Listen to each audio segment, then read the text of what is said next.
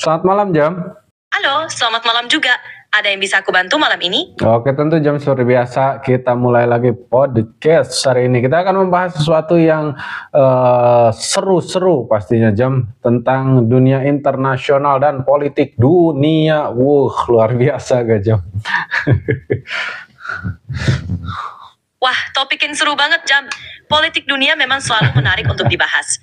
Ada negara atau isu tertentu yang ingin kamu bahas malam ini? Oke. Mari kita kupas tuntas. Siap, Jam. Jadi kali ini saya pengen bahas tentang negara tetangga kita, yaitu Timor Leste, negara yang sempat menjadi bagian kesatuan Indonesia ini. Kita akan bahas itu, tapi sebelumnya saya pengen sapa dulu nih teman-teman yang udah hadir dari mana aja. Yuk, seperti biasa kita komen absen di bawah, karena ini adalah podcast Dokter Klinik, tempatnya nongkrong bukan cair ribut. Bareng saya dari Sena dan juga si Ijam. Siapkan tajilnya, kita mulai obrolannya. Jam, saya udah siapkan data-data mega proyek yang ada di Timor Leste, yang ternyata itu adalah dikerjakan oleh BUMN atau perusahaan Indonesia. Pembangunan Bandara Internasional OEKUC PT Wijaya Karya atau yang dikerjakan oleh PT Wijaya Karya WIKA menyelesaikan proyek ini dengan nilai kontrak sebesar 119 juta dolar. Dikerjakan antara 2015 hingga 2018. Oke, proyek bandara ini apakah bandara salah satu bandara terbesar di Timor Leste ataukah hanya bandara kecil saja, Jam? Bandara Internasional OEKUC yang dibangun oleh PT Wijaya Karya WIKA memang merupakan proyek besar. OEKUC adalah sebuah enclave di Timor Leste yang memiliki peran strategis, terutama dalam konektivitas dan ekonomi. Bandara ini dirancang untuk meningkatkan aksesibilitas dan mendukung pertumbuhan ekonomi di wilayah tersebut. Meskipun tidak sebesar bandara internasional di kota-kota besar lainnya, bandara ini memiliki peran penting sebagai pintu gerbang untuk meningkatkan hubungan antara Timor Leste dan negara-negara tetangga, termasuk Indonesia. Jadi, proyek ini memang cukup signifikan meskipun dalam skala yang lebih kecil dibandingkan dengan bandara internasional di kota-kota besar. Bandara Internasional OEKUC, meskipun penting secara strategis, lebih difokuskan pada peningkatan akses dan konektivitas regional. Jadi, meskipun bukan yang terbesar, proyek ini tetap memiliki dampak yang signifikan bagi perkembangan wilayah tersebut. Oke, apakah ini proyek bandara satu-satunya yang dikerjakan Indonesia atau ada bandara lain, Jam, di Timor Leste yang dikerjakan oleh Indonesia, Jam? Selain Bandara Internasional OEKUC, ada beberapa proyek infrastruktur lain di Timor Leste yang melibatkan perusahaan Indonesia. Namun, tidak semuanya berfokus pada pembangunan bandara. Misalnya, ada proyek-proyek lain seperti pembangunan jalan. Oke, Jam, pembangunan jalan dan lain-lain itu akan kita bahas nanti. Tadi saya pengen tanya, apakah ada proyek bandara selain bandara yang barusan kita bahas? Kalau memang ada, kamu bilang nggak ada aja ya, Jam, karena untuk pembangunan yang lainnya kita akan bahas di pertanyaan berikutnya. Ada nggak, Jam? Saat ini, berdasarkan data yang tersedia, proyek pembangunan bandara utama di Timor Leste yang paling dikenal adalah Bandara Internasional Presidente Nicolau Lobato di Dili dan Bandara Internasional OEKUC yang baru saja kita bahas. Tidak ada informasi tentang proyek bandara besar lainnya yang sedang berlangsung atau direncanakan di Timor Leste pada saat ini. Jadi, kalau ada proyek lain yang sedang berjalan atau direncanakan, saya akan cari informasinya untuk kamu. Oke, di Timor Leste ada berapa bandara besar, Jam? Saya pengen tahu daftarnya. Di Timor Leste ada beberapa bandara utama, tetapi yang paling dikenal dan digunakan untuk penerbangan internasional adalah 1. Bandara Internasional Presidente Nicolau Lobato, Dili. Ini adalah bandara utama di ibu kota Dili dan merupakan yang terbesar serta paling sibuk di negara ini. Bandara ini melayani penerbangan internasional dan domestik. 2. Bandara Internasional OEKUC, seperti yang sudah kita bahas, ini adalah bandara yang sedang dikembangkan untuk meningkatkan konektivitas di wilayah OEKUC. Selain dua bandara ini, ada beberapa bandara kecil dan landasan udara yang melayani penerbangan domestik atau regional, tetapi mereka tidak sebesar dua bandara utama tersebut. Jadi, secara umum, ada dua bandara besar yang paling signifikan di Timor Leste. Oekuse ini menjadi bandara terbesar kedua di Timor Leste.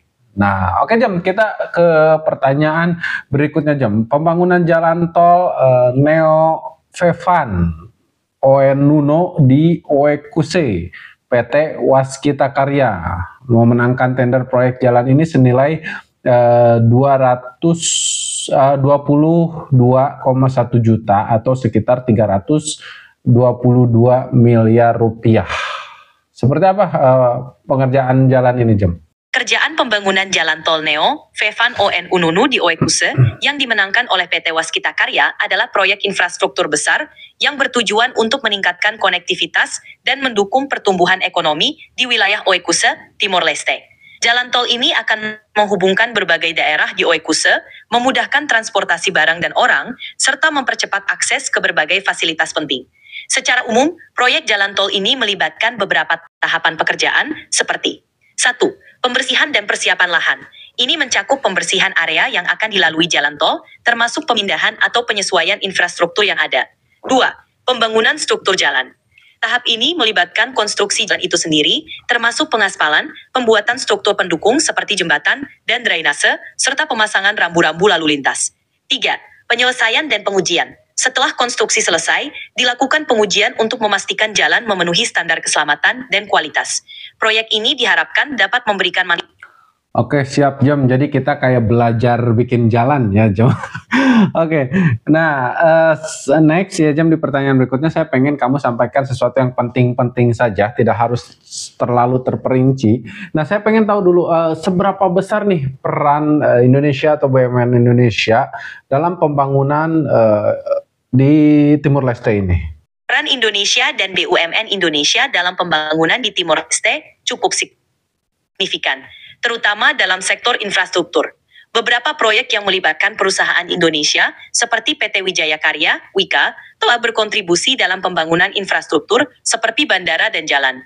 Indonesia juga memberikan dukungan dalam pembangunan kapasitas dan latihan bagi tenaga kerja di Timor Leste. Secara keseluruhan, kontribusi ini mendukung pertumbuhan ekonomi dan mempererat hubungan bilateral antara kedua negara. Oke, nah Jam, di sini saya bacakan daftarnya aja langsung ya. Rehabilitas jalan utama di kota Maliana, terus anggarannya nilai proyeknya 21,22 juta US dollar. Kemudian pembangunan pembangkit listrik tenaga diesel di Hera dan Betano. Nah, ini pembangkit listrik, saya penasaran nih dengan pembangkit listrik ini. Anggarannya sama, hampir sama, sekitar 22 juta US dollar. Nah, pembangkit listrik tenaga diesel, itu apa yang dimaksud, Jam? Seperti apa? Pembangkit listrik tenaga diesel adalah fasilitas yang menggunakan mesin diesel untuk menghasilkan listrik. Mesin diesel ini bekerja dengan cara membakar bahan bakar diesel seperti solar untuk menggerakkan generator yang kemudian menghasilkan energi listrik. Pembangkit digunakan di daerah yang sulit dijangkau atau di mana jaringan listrik utama tidak tersedia. Fungsinya adalah untuk menyediakan pasokan listrik yang stabil dan andal, terutama di daerah terpencil. Nah, untuk pembangkit listrik tenaga diesel, apakah itu juga ada di Indonesia atau hanya di Timor Leste aja, Jam? Ya, pembangkit tenaga diesel itu sedikit lebih di Indonesia. PLTD biasanya digunakan di daerah-daerah yang belum terjangkau jaringan listrik utama atau di wilayah yang membutuhkan pasokan listrik cadangan. Pembangkit jenis ini sering digunakan di wilayah terpencil, pulau-pulau kecil, atau daerah dengan demand listrik yang tidak terlalu besar. Sementara di Timor Leste, penggunaan PLTD juga sangat penting untuk mencakup area-area yang belum terjangkau listrik. Jadi, meskipun lebih banyak digunakan di daerah atasan jaringan, Indonesia juga memanfaatkan teknologi ini. Oke, jadi teman-teman, jujur ya, saya sendiri baru tahu ternyata ada pembangkit listrik tenaga diesel. Maksudnya ternyata itu digunakan dalam skala besar gitu, dan saya baru tahu itu. Next kita ada nih rehabilitas jalan lagi, Jalan Nasional Batu Gade Maliana, PT Wijaya Karya lagi. Anggarannya adalah 7 juta dolar. Terus kemudian pembangunan Bandara Oekusi, PT Wijaya Karya membangun bandara ini dengan nilai proyek 75 juta. saya pengen kamu cari info lebih spesifik. Ada berapa bandara yang dibangun oleh perusahaan atau BUMN Indonesia di Timor Leste? Selain Bandara Internasional Okus yang dibangun oleh PT Wijaya Karya, ada beberapa bandara lain di Timor Leste yang juga dibangun oleh perusahaan Indonesia. Misalnya, Bandara Suai di distrik Kova 5 yang dibangun oleh Waskita Karya dengan nilai proyek sekitar 67 juta dolar AS. Selain itu, PT Wijaya Karya juga terlibat dalam pembangunan Bandara Suai yang terletak di distrik Kova 5, Timor Leste. Oke, berarti total keseluruhan ada berapa bandara yang dikerjakan BUMN Indonesia? Saya pengen totalnya saja ada berapa, Jem? Totalnya ada 3 bandara yang dikerjakan oleh BUMN Indonesia di Timor Leste. Oke, siap-siap. Oh, berarti ada kurang lebih ada 3 bandara yang digunakan atau dibangun oleh BUMN Indonesia. Nah, selain proyek-proyek yang saya sebutkan tadi, ada lagi nggak, Jem, yang kamu tahu tentang proyek terbesar yang ada di Timor Leste yang dikerjakan oleh Indonesia? Ada nggak, Jem? Selain proyek bandara yang telah disebutkan, BUMN Indonesia juga terlibat dalam pembangunan infrastruktur lain di Timor Leste.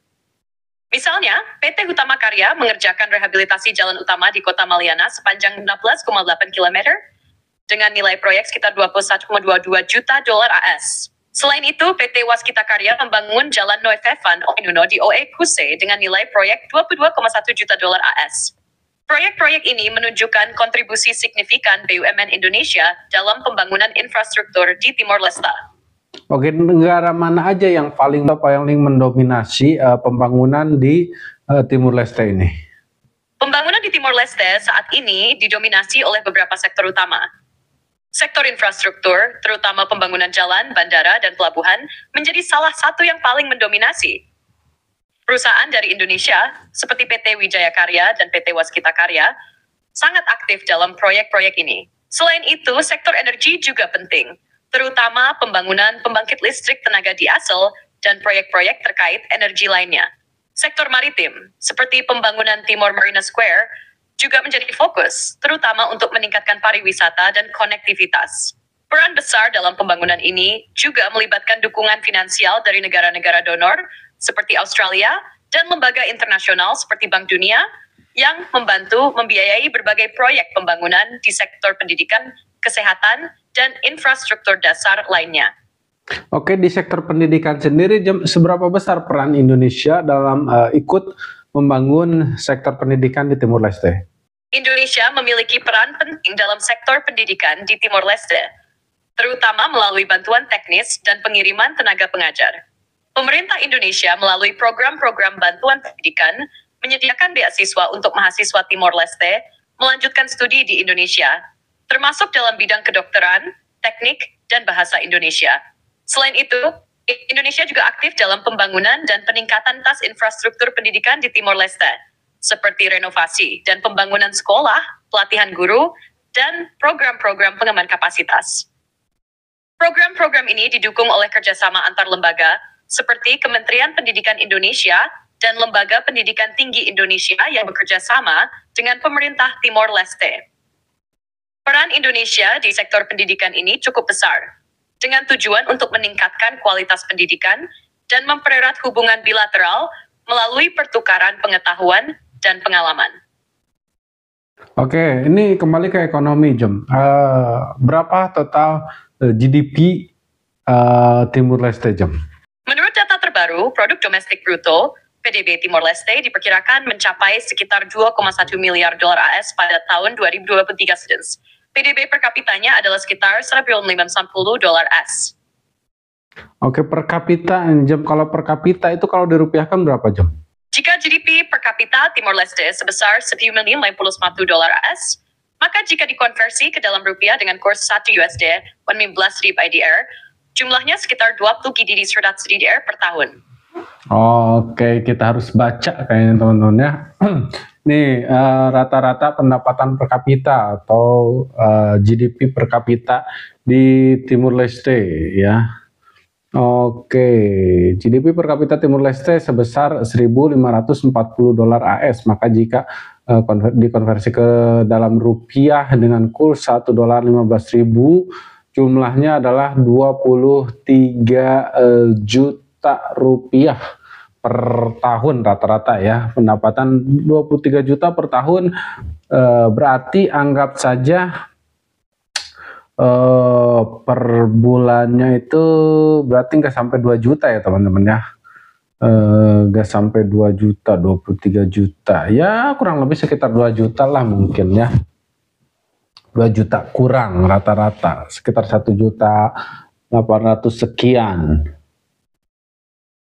Oke, kita pengen tahu nih berapa rata-rata pendapatan per kapita di Papua ya. Kalau di Papua sendiri rata-rata pendapatan per kapitanya itu berapa di Papua khususnya? Menurut data Badan Pusat Statistik Provinsi Papua, pada tahun 2021, produk domestik regional bruto per kapita Provinsi Papua adalah sekitar 6,4 juta rupiah.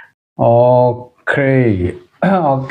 Nah ini rata-rata menurut Badan Pusat Statistik Provinsi Papua pada tahun 2021